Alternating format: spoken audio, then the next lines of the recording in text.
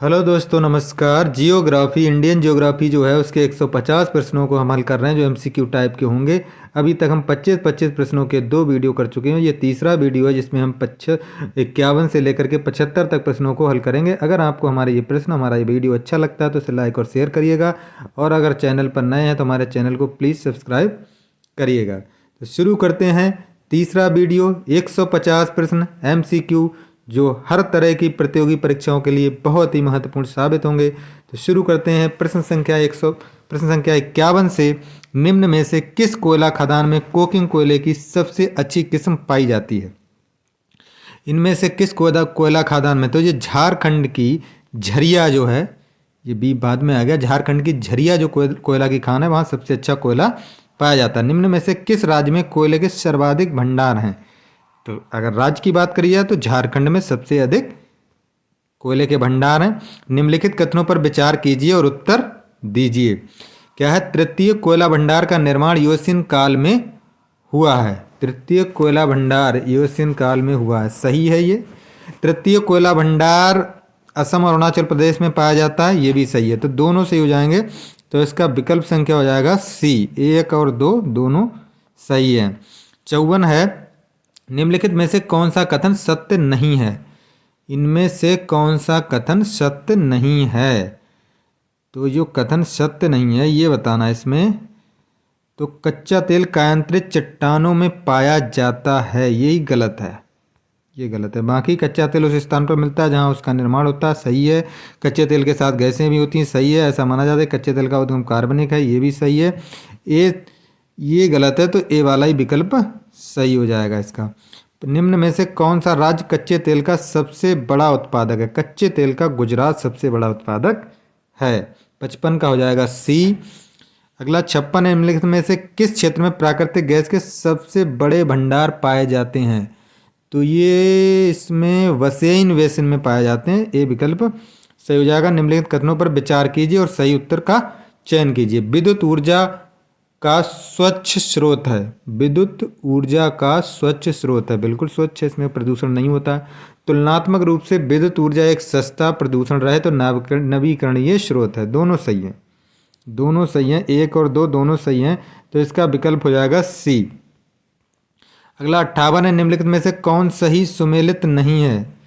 कौन सही सुमेलित नहीं है? धोबाराम गुजरात में है, कहलगांव बिहार में है, और मानगुरु ये भी आंध्र प्रदेश में, ऊंचाहार उत्तर प्रदेश के रायबरेली जिले में। तो यही गलत है, डी विकल्प सही हो जाएगा। निम्नलिखित में से किन राज्यों में पवन ऊर्जा की सर्वाधिक संभावना है?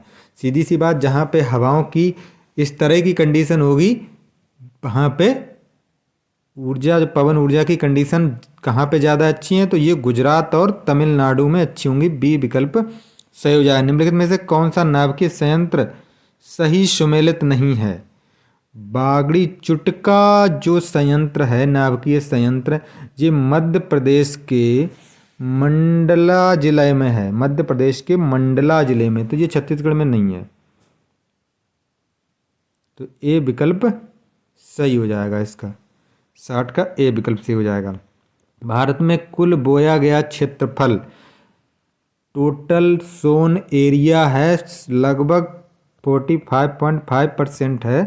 तो इस हिसाब से 46 वाला विकल्प सही हो जाएगा। 46% सही हो जाएगा। भारत में अम्लीयता और क्षारीयता से निम्नीकृत, यानी अम्लीय, सीधी सी इसका मतलब यह है कि अम्लीय और क्षारीय मृदा का प्रतिशत भारत में कितना है? तो अम्लीय और क्षारीय दोनों मृदाएं मिलाकर के 2%, जिसे हम कहते हैं वो 2% है उसका टोटल भूमि का। खेती योग्य भूमि के संदर्भ में निम्नलिखित राज्यों को उचित रूप से व्यवस्थित कीजिए। यानी जो राज्य हैं इनमें क्रम से बताना, कम से लेकर के ज़्यादा की तरफ जाना है, आरोही क्रम में, सही क्रम में। तो इसका सबसे पहले हो जाएगा हमारा पंजाब, फर्स्ट हो जाएगा पंजाब, फिर सेकंड हरियाणा, थर्ड पे हो जाएगा पश्चिम बंगाल, और फोर्थ हो जाएगा यूपी।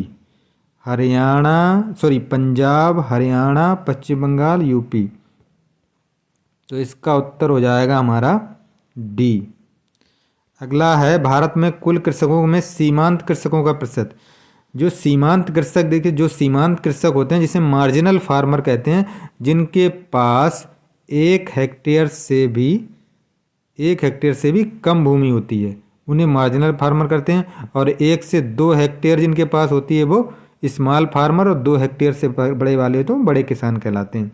तो इनका लगभग 50%, हमारे देश में लगभग 50% जो हैं जिनके पास 1 हेक्टेयर से कम जमीन है।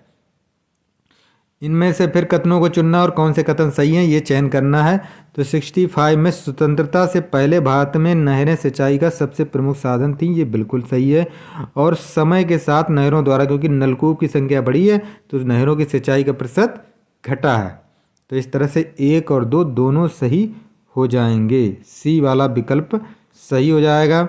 अगला है 66 निम्नलिखित फसलों के क्षेत्र के आधार पर उनके घटते हुए क्रम में सबसे ज़्यादा क्षेत्रफल इसमें हो जाएगा हमारा चावल का। चावल फर्स्ट नंबर पे, दूसरे नंबर पे ये दूसरे नंबर पे है, चावल हो जाएगा फर्स्ट नंबर पे। सेकंड नंबर पे हमारा गेहूं हो जाएगा, और थर्ड नंबर पे हो जाएगा ज्वार, और फोर्थ नंबर पे बाजरा। तो इसका क्रम हो जाएगा, सबसे पहले हो जाएगा हमारा धान, फिर गेहूं, फिर ज्वार, फिर बाजरा। 3 4 2 1, 3 4 2 1, बी विकल्प सही हो जाएगा, बी वाला 3 4 2 1 सही हो जाएगा। निम्नलिखित में से कौन भारत का कौन सा राज्य दालों के उत्पादन में प्रथम स्थान पर है या प्रमुख उत्पादक राज्य है? तो अभी तक मध्य प्रदेश था, लेकिन हाल ही में जो अभी रिपोर्ट आई उसके अनुसार जो है राजस्थान प्रथम स्थान पर पहुंच गया, मध्य प्रदेश दूसरे पर पहुंच गया। ऑपरेशन फ्लड का संबंध किससे है? ऑपरेशन फ्लड जो दुग्ध उत्पादन से है, जिनके जन्मदाता या जनक जो हैं वो वर्गीश कुरियन को कहा जाता है, और ये हमारे श्वेत क्रांति से संबंधित है। ऑपरेशन फ्लड श्वेत क्रांति दुग्ध उत्पादन से संबंधित है। निम्नलिखित में से किसे भारत की झींगा की राजधानी कहा जाता है? झींगा की राजधानी ये नेल्लोर हो जाएगा, नेल्लोर, डी विकल्प सही हो जाएगा। चीन में, अब इसमें फिर से ये कथन दे रखे हैं, इनमें कौन सा सही है कौन सा गलत, इस तरह से चूज करना है। तो सबसे पहले है चीन विश्व में चावल का सबसे बड़ा उत्पादक है, बिल्कुल है। चीन में चावल का क्षेत्रफल नहीं, क्षेत्रफल में भारत प्रथम है, तो पहला ही विकल्प सही हो जाएगा। तो इसका विकल्प हो जाएगा ए। निम्नलिखित कथनों पर विचार कीजिए, नीचे दिए गए कूटों की सहायता से उत्तर का चयन कीजिए। चावल जो है हमारा, चावल 39 डिग्री दक्षिण अक्षांश यानी ऑस्ट्रेलिया में है जो, और 50 डिग्री उत्तरी अक्षांश जो चीन में सफलतापूर्वक उगाया जा सकता है, सही है ये। भारत में चावल 8 डिग्री उत्तरी अक्षांश से 34 डिग्री उत्तरी अक्षांश के बीच उगाया जाता है, ये भी सही है। अगला है भारत में चावल कुट्टानाड केरल जैसे क्षेत्रों में उगाया जाता है जो समुद्र तल से नीचे हैं, यहाँ भी उगाया जाता है, बिल्कुल सही है। जम्मू कश्मीर में 2000 मीटर की ऊंचाई तक चावल उगाया जाता है, बिल्कुल सही है, 4 हो जाएगा। तो ये सभी सही हैं, तो इसका उत्तर हो जाएगा हमारा डी। 1 2 3 4 सब सही हैं। 72 है चावल की खेती के लिए औसतन 20 से 35 डिग्री सेंटीग्रेड तापमान की आवश्यकता होती है, बिल्कुल सही है, टेम्परेचर दे रखा है। और चावल सभी प्रकार की मिट्टी में उगाया जा सकता है, भले ही कम हो लेकिन उगाया जा सकता है। वैसे ये रेतीली मिट्टी जो बलुई मिट्टी में ये कम होता है, लेकिन उगाया जा सकता है। ये तो दोनों सही हो जाएंगे इस हिसाब से। अगर इसको हम देखेंगे तो सी इसका विकल्प सही हो जाएगा। अगला है निम्नलिखित कथनों पर विचार कीजिए और सही उत्तर का चयन कीजिए। पहला कथन है गेहूं की फसल का चक्र विंध्य क्षेत्र के दक्षिण में 100 दिनों का एवं पंजाब में 145 दिनों का है। ठीक है, विंध्य में इसका कम टाइम होता है, पंजाब में ये लॉन्ग डे होता है, इसको पकने में ज़्यादा समय लगता है। अक्टूबर माह में ऊंचे तापमान से गेहूं के बीज जल्दी जम आते हैं, बिल्कुल टेम्परेचर ज़्यादा होगा तो जल्दी जमेंगे। तो 1 और 2 दोनों सही हो गए, तो इसका भी हो जाएगा हमारा सी विकल्प। अगला है 74 निम्नलिखित कथनों पर कौन सा कथन सत्य नहीं है? गन्ने की खेती के लिए 20 डिग्री सेंटीग्रेड से 35 डिग्री सेंटीग्रेड टेम्परेचर बिल्कुल सही है। 10 डिग्री सेंटीग्रेड कम तापमान गन्ने की खेती के लिए हानिकारक होगा, बिल्कुल होगा। गन्ने की खेती के लिए 75 से 150 सेंटीमीटर वर्षा अच्छी चाहिए होती है, बिल्कुल सही है। सही मौसम दशाओं में गन्ने का उत्पादन अधिक होता है, ये तो इस हिसाब से इसमें तो सारे क्वेश्चन सही लग रहे हैं, सही मौसमी दशाएं होंगी। अगर इसमें ही होगा तो ये वाला डी होगा। अगर मौसम दशाएं सही होंगी तब भी गन्ने की फसल उत्पादन अच्छा होगा।